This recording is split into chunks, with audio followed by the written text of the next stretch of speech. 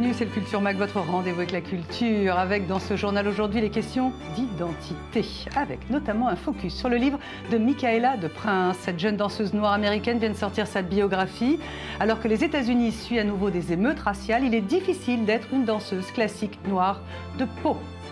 Au sommaire également, les mariages mixtes à l'occasion de la sortie en Israël du film Qu'est-ce qu'on a fait au bon Dieu? Comment ce pays, composé de très nombreuses communautés, de très nombreuses religions, a-t-il reçu le film? Reportage à la sortie d'un cinéma. Et puis, identité encore, mais cette fois sous l'angle de la philosophie. Qu'est-ce qu'un individu? Comment interfère-t-il avec l'autre? Oui, c'est de la philo, mais un documentaire consacré au penseur français Emmanuel Levinas vient de sortir et nous recevrons son réalisateur.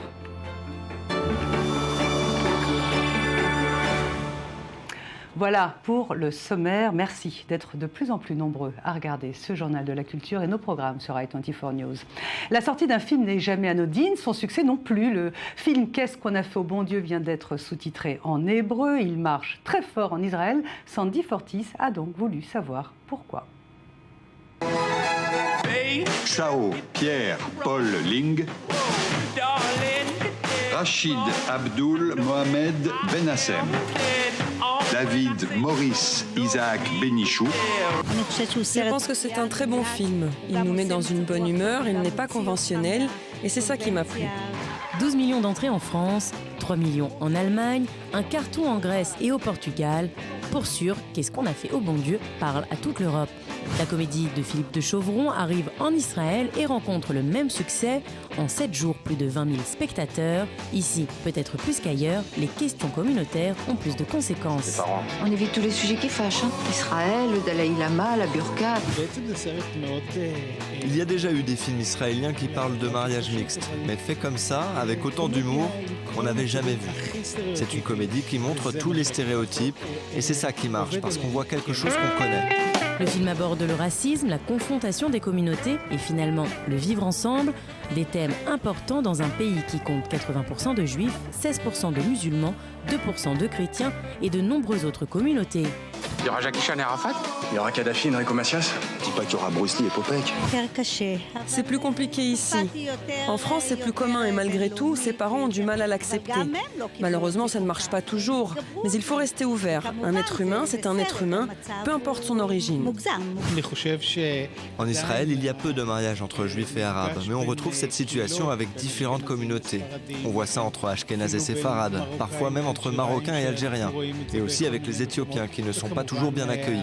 Donc évidemment, ça existe aussi ici. D'autres sont toutefois plus optimistes. On voit ça ici, il y a des mariages mixtes en Israël. Des Ashkénazes avec des séfarades, des juifs avec des arabes, tout est possible. À la fin, c'est l'amour qui l'emporte. Le film a même inspiré de jeunes couples.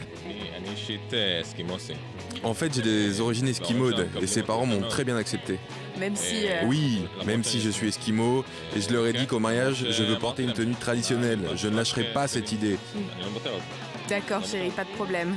Surtout, pas un mot sur l'équipe de France de foot. Qu'est-ce qu'on a fait au bon Dieu fait donc mouche aussi en Israël. Prochain objectif, les États-Unis. Seul bémol, les Américains ne semblent pas être sur la même longueur d'onde. De l'autre côté de l'Atlantique, l'humour du film a été jugé politiquement incorrect. Affaire à suivre. Qu'est-ce qu'on a fait au bon Dieu, Claude? On est dans le noir complètement. Voilà, c'est un reportage de Sandy Fortis que notre invité Yoram Ron a regardé avec attention. Bonjour, merci d'être avec nous Yoram. Bonjour, merci de m'inviter. Vous êtes notre invité, vous venez de réaliser un documentaire très fouillé consacré au grand penseur et philosophe français Emmanuel Levinas. Votre documentaire est titré Dieu absent. Yoram, vous avez rencontré énormément de personnalités pour réaliser ce documentaire. Je voudrais qu'on reste un petit peu dans le cinéma. Vous avez rencontré notamment les frères Dardenne. Quel rapport Levinas, la philosophie et les cinéastes belges, les frères Dardenne? D'abord, j'adore les frères Dardenne. J'ai lu un livre de Luc Dardenne qui s'appelle Au dos de nos images. Et il écrit beaucoup sur Levinas. J'ai appris qu'il était son maître. Et voilà, une liaison très, très importante. Je m'intéresse au cinéma, je m'intéresse à la philosophie. Luc Dardenne, c'est quelqu'un qui parle de Lévinas d'une manière très intéressante pour moi. Alors, Yoram Ron, vous avez réalisé plusieurs documentaires. Celui-ci est particulier parce que vous dites que le documentaire que vous avez consacré, donc Dieu absent, c'est le titre de votre documentaire, c'est un essai.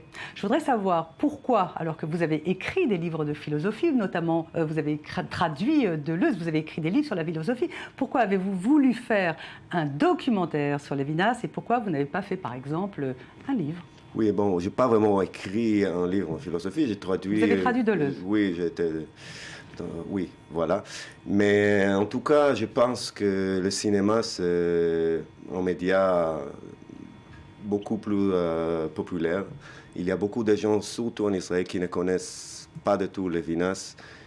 Ils peuvent lire des livres, mais ils peuvent pas... ils n'arrivent pas à les lire, vraiment. Et Lévinas, c'est très compliqué. Surtout pour les Israéliens qui ne parlent pas français, qui ne connaissent pas la philosophie. Et voilà, je pense qu'il y a un message chez Lévinas qui est très très important pour les Israéliens, pas seulement pour les Israéliens, mais d'abord pour nous ici. Un film accède à ce sujet beaucoup plus facilement qu'un livre. Alors, Yoram Ron, pour ce documentaire Dieu absent, vous avez rencontré de nombreuses personnalités. On en voit quelques-unes à l'image, donc les frères Dardenne, Alain Finkielkraut. Il y a également Zvia Greenfield, Agi Kenan, Jean-Luc Marion. Certaines de ces personnalités sont juives, d'autres pas. En quoi ont-elles fait écho à l'identité juive du philosophe Lévinas? Il y a aussi un philosophe musulman, Youssef Sedik. Oui, la question de l'identité juive, c'est une question très grave, surtout maintenant, aujourd'hui. On sait bien que cette question touche la loi d'identité ici. Et je pense que ce que Lévinas essaie de montrer et dire, que la question d'identité, ce n'est pas vraiment la question qu'il faut parler. C'est pas ça. La question de l'identité, c'est quelque chose qui ferme, qui ne laisse pas ouvrir l'esprit vers des horizons qui sont beaucoup plus intéressants.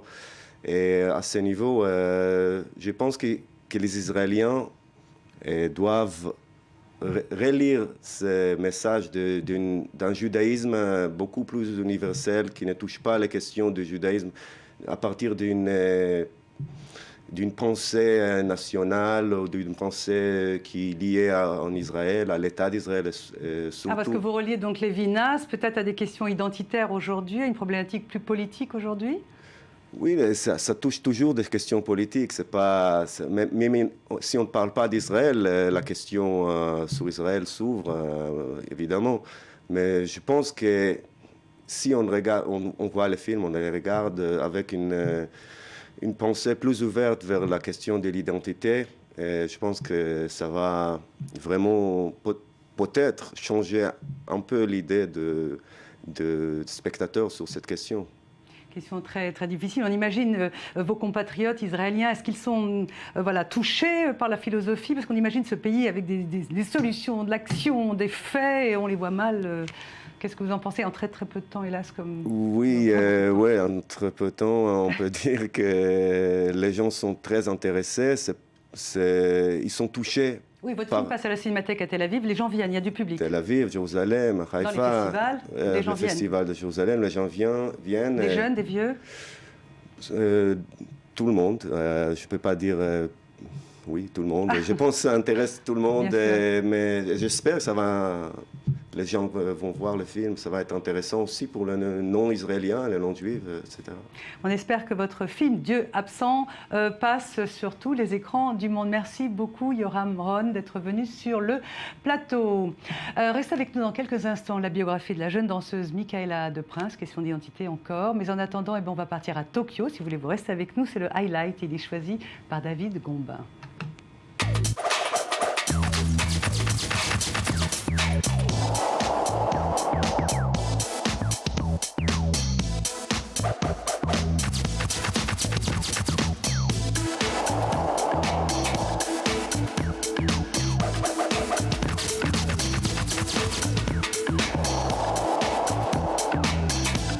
Mr. Brainwash connaît la gloire parce que depuis des années, il détourne de célèbres photos et des œuvres d'art, ce qui au passage lui a attiré de nombreux ennuis de copyright.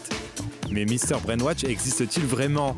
On a découvert ce curieux personnage dans le film de Banksy, Faites le mur. Mr. Brainwatch est incarné par Thierry Guetta, qui fait depuis tout pour conserver sa gloire. Si tout cela est trop complexe pour vous, on le comprend. Direction Tokyo pour en savoir plus. Tokyo où se tient une expo solo dans un environnement peu anodin, le Daiba Grand Pacific Hotel. Une ville excentrique pour une expo excentrique, plus de 50 œuvres post-pop art à voir à Tokyo jusqu'à la fin de l'année.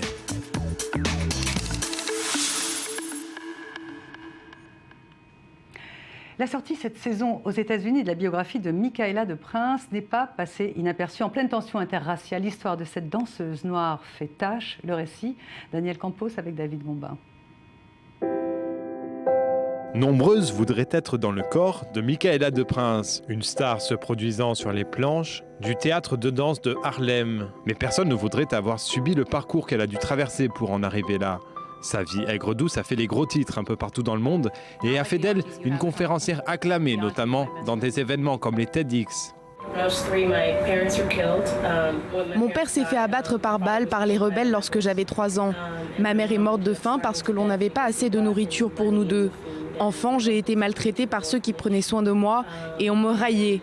On m'appelait l'enfant du diable à cause des problèmes de dépigmentation de ma peau. Ils ne comprenaient pas que ce n'était pas contagieux.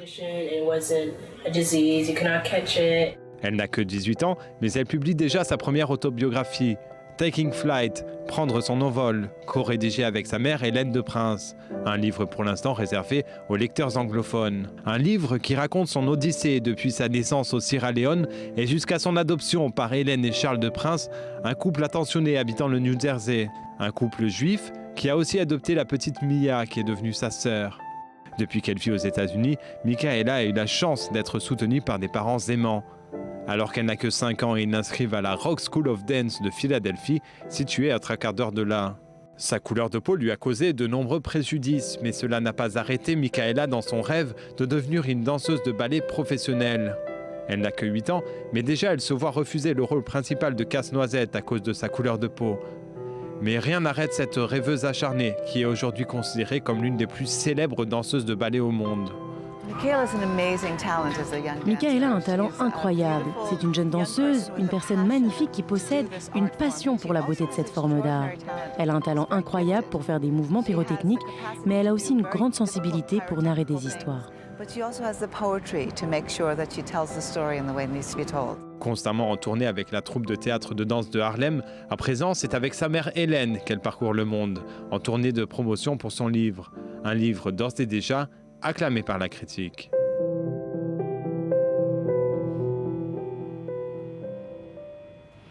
C'est bon, on va passer maintenant à la photo avec le festival de photo Lagos. Et vous, Laura Duhamel, vous avez repéré les pépites de ce festival de photo.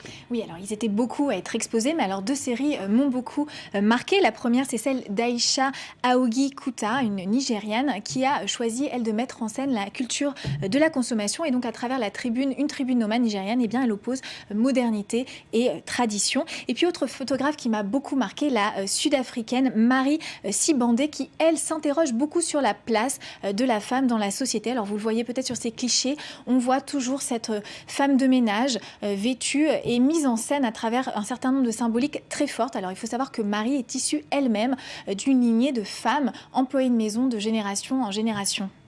Alors les photos qu'on vient de voir là à l'écran sont très très colorées, très imagées. Est-ce qu'on a le sentiment que c'est quoi, le reflet d'une nouvelle Afrique en marche? C'est le reflet d'une nouvelle Afrique en pleine croissance économique. Et puis en fait, c'était le thème choisi pour cette 5e édition de Lagos Photo. Lagos Photo cette année veut vendre du rêve. Donc son fondateur, eh bien, Azu Nwagbogu, a choisi un thème. Il a demandé aux photographes de se servir de la photo pour aller au-delà de la réalité, de la mettre en scène pour romancer la réalité. Il veut que l'Afrique cultive son imagination, il veut que l'Afrique sorte des clichés misérabilistes et s'autorise enfin à rêver. Est-ce que le festival Photo Lagos a une assise maintenant, au point de vue international, un peu comme, je sais pas, le festival de Bamako, de Ouagadougou, de cinéma? Oui, alors c'est l'un des plus grands festivals africains de photographie. Il a été créé il y a 5 ans par ce fondateur, donc ce Nigérian, Azu Nwagbogu. Alors quand Azu crée ce festival, eh bien, il a envie, en fait, finalement, son objectif, c'est de donner la possibilité à l'Afrique, l'opportunité d'écrire sa propre histoire. Il constate, et c'est un fait, finalement, que l'histoire de l'Afrique a beaucoup été contée par des des Occidentaux et qu'on a oublié la voix de l'Afrique. Et Gondre, via la photo, via ses photographes, eh bien, il donne à l'Afrique la possibilité d'écrire sa propre histoire, de corriger cette erreur. Et puis c'est vrai, outre tous ces stéréotypes, eh bien, la vision de l'Afrique offerte par un photographe africain est évidemment très différente de celle qu'on peut avoir via des photographes occidentaux. Ça se discute, mais le résultat est magnifique.